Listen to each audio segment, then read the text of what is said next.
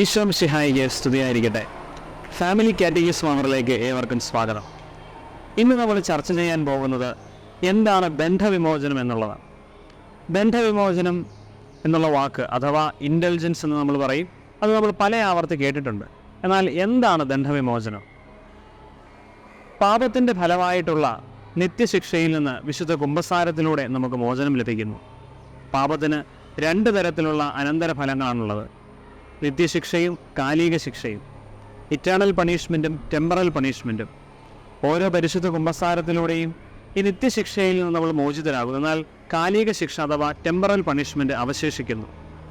ഒരാത്മാവ് മരിച്ചു കഴിയുമ്പോൾ ഈ കാലിക ശിക്ഷയിൽ നിന്ന് ശുദ്ധീകരിക്കപ്പെടുന്നതിനാണ് ശുദ്ധീകരണ സ്ഥലത്തേക്ക് അയക്കപ്പെടുന്നത്. എന്നാൽ ഈ കാലിക ശിക്ഷ ഈ ഭൂമിയിലായിരിക്കുമ്പോൾ തന്നെ ശുദ്ധീകരിക്കപ്പെട്ട് അതിൽ നിന്ന് ഇളവ് ലഭിക്കുന്നതിനാണ് ദണ്ഡവിമോചനം എന്ന് പറയുന്നത്.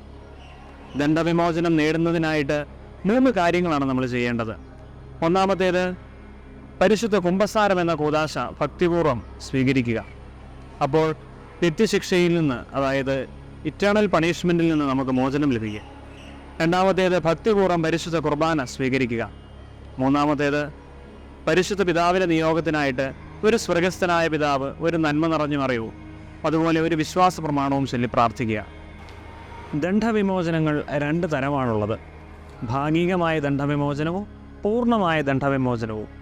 ഓരോ ദണ്ഡവിമോചനവും സഭ അത് പ്രഖ്യാപിക്കുമ്പോൾ തന്നെ നമുക്ക് മനസ്സിലാകും അത് പൂർണ്ണമാണോ ഭാഗികമാണോ എന്നുള്ളത്. ചില സമയങ്ങളിൽ ചില പ്രത്യേക കാര്യങ്ങൾ ചെയ്താലും ദണ്ഡവിമോചനങ്ങൾ ലഭിക്കുന്നതാണ്. ഉദാഹരണമായി, കരുണയുടെ വർഷം പ്രഖ്യാപിച്ചപ്പോൾ കരുണയുടെ കവാടങ്ങളിലൂടെ പ്രവേശിക്കുന്നവർക്കെല്ലാം ദണ്ഡവിമോചനം മാർപ്പാപ്പ പ്രഖ്യാപനം ചെയ്തിരുന്നു. ഇതുപോലെ മറ്റു പല തീർത്ഥാടനങ്ങളും ദണ്ഡവിമോചനങ്ങൾക്കായിട്ട് പ്രഖ്യാപിക്കാറുണ്ട്. തിരുസഭ പ്രഖ്യാപിച്ചിട്ടുള്ള വിവിധങ്ങളായ ദണ്ഡവിമോചനങ്ങൾ എന്തെന്നൊക്കെ മനസ്സിലാക്കി ഈ ലോകത്തിലായിരിക്കുമ്പോൾ തന്നെ കാലിക ശിക്ഷയിൽ നിന്ന്, പാപത്തിൻ്റെ കാലിക ശിക്ഷയിൽ നിന്ന് മോചനം നേടാനായിട്ട് നമുക്ക് പരമാവധി പരിശ്രമിക്കാം. ജീവിതത്തിൽ അതൊക്കെ പ്രാവർത്തികമാക്കാം. ദൈവം അനുഗ്രഹിക്കട്ടെ.